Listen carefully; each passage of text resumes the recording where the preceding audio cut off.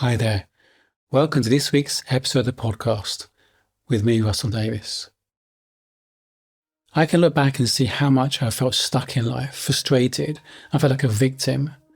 I felt I was drifting with no direction, working really hard to try and be happy and create the things I thought I needed to be happy and secure. So life felt hard, but I didn't feel I was really getting the benefit from that. And recently I've been exploring what I think has made a difference over the years for turning that around to feel more empowered and feel a sense of purpose in my life.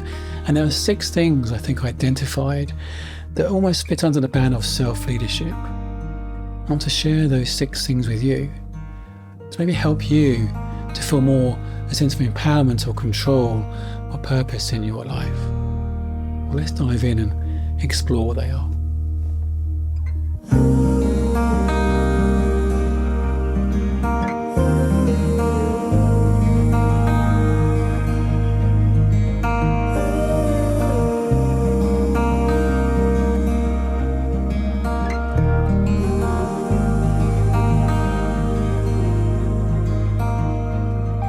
For quite a long time in my life, I felt like I was drifting.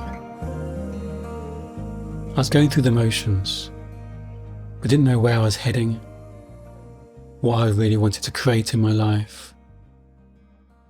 And also, I felt a bit unhappy. On the surface, I had everything I needed, or I thought I needed to be happy. Great friends, lovely relationship, health. Nothing really to stress or worry about until we kind of started going through infertility.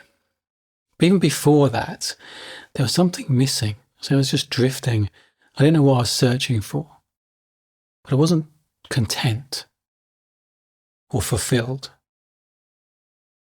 And looking back, I wasn't aware how much I lived like a victim in life. Life a bit unfair in so many ways, even before the infertility. And I was a people pleaser. Without being aware of it, I was a real people pleaser. I was living what I called outside in.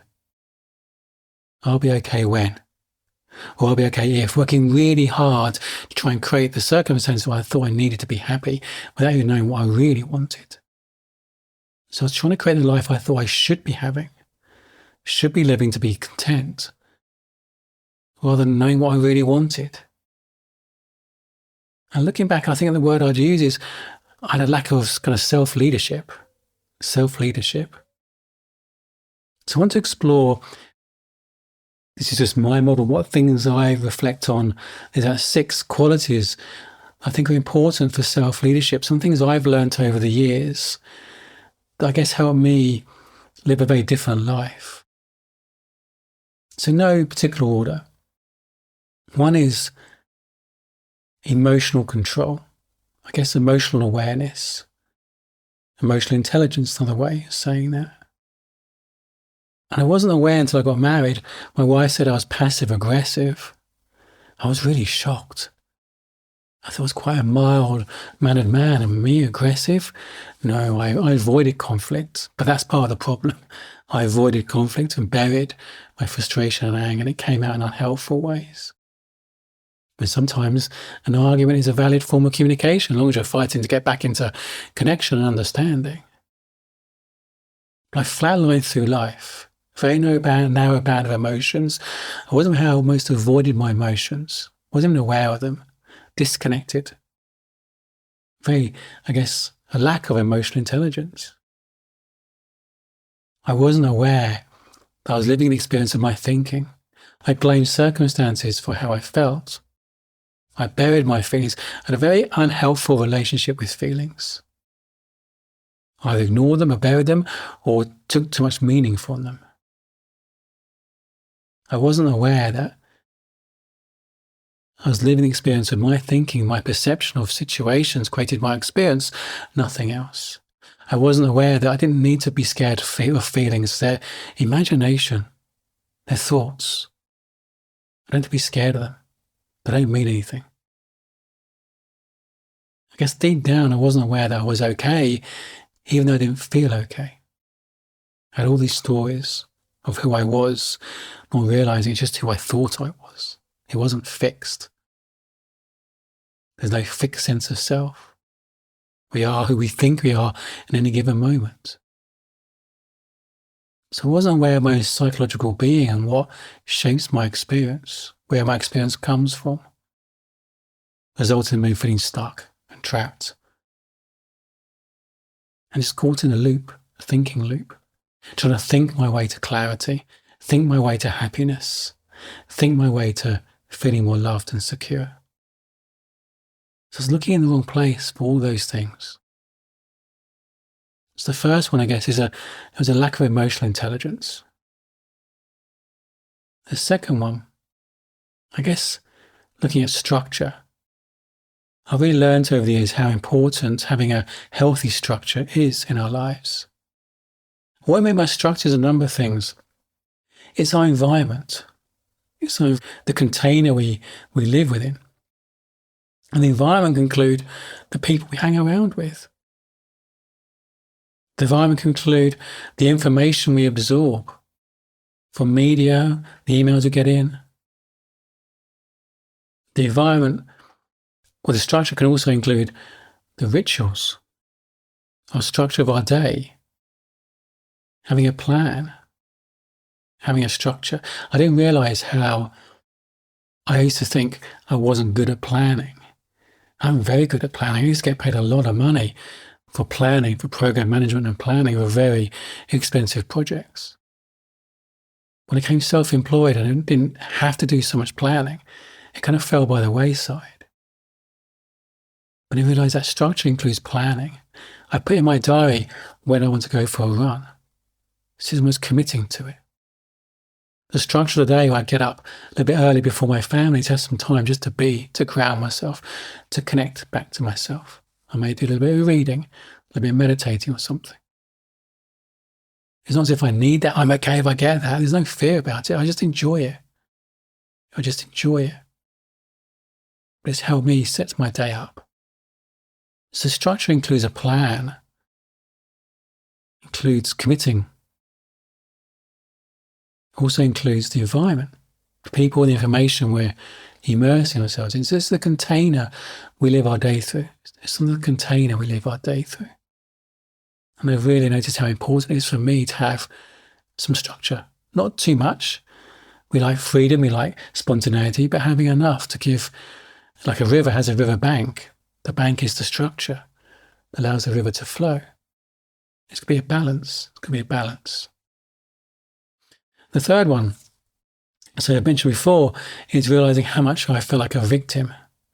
I had a victim mentality rather than a creator mentality. I didn't realize how much I was creating my own, unhappiness or stuckness. I was expecting some external being, God, life, universe, to come in and make all the changes, to save me, to take responsibility rather than me taking responsibility. It's like God within us.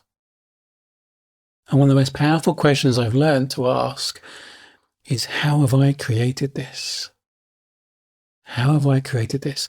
If I don't get the response from my wife that I wish I had wanted, or if I got a very harsh, negative response I wasn't expecting or didn't like, I think, how have I created that? How have I created that? Yes, we need to be responsible for how we're showing up, so she needs to be responsible for how she's showing up. But it's incredible how, particularly in relationships, how much we create the other person by our being, how they're responding to our being. And it's easy to blame the other person rather than seeing how are we creating this. It's a very empowering question. In any situation, if your business is not going well, how are you creating that? It's a very empowering question. Rather than the blame and guilt, it's actually empowering. Identify ways you can show up differently. Help facilitate creating more of the life you want. I was actually creating my own infertility out of fear of never being happy, out of not recognizing my worthiness and lovability, striving to try and prove it. I was creating my own unhappiness, my anxiety, which was impacting my biology. I was blaming God. I felt abandoned by God, not realizing I was doing it to myself. Fourth one, choices. The importance of choice. Often we are addicted to comfort. Our ego is addicted to comfort. And I think, well, in a creative being, when you're in flow, you're creating stuff. And flow is ease. Flow is just smooth. So that's the creative power. That's where we're in creation mode. Not recognizing that actually creation sometimes involves tension, creative tension. It's making a choice to lean into the tension, coming out of our comfort zone. That's where the magic happens. That's where creation happens. There's a time that I get caught up into victim mode. I was putting a barrier up with my wife and just sulking. My wife said, very calmly and gently, will you look at me while we're talking? I couldn't reject that reasonable request. But it took every ounce of me to do that. Everything inside me, the little boy inside me is saying, no, stay in your cave, you can't be hurt, you can't be hurt. The little boy in me just didn't want to do it. It felt very vulnerable to open my heart. All I wanted to do was protect my heart.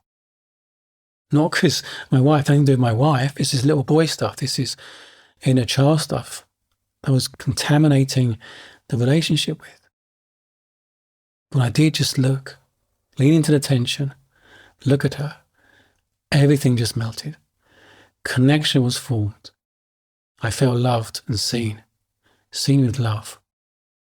And connection was created. So let's make a choice. I had to make a choice to do that. It didn't feel comfortable. In the same way I had to choose to do a workout, go for a run. I don't feel like it, but never regret it. It has to be choice points. We make those choices to honor ourselves, honor our heart, honor our true self, to make the decisions, to take the actions that move us towards what we want. What I wanted with my wife was connection. I had to choose that. I had to choose to look up and create connection. So choices. If we wait for the right feelings, we're waiting a very long time. It's about choosing.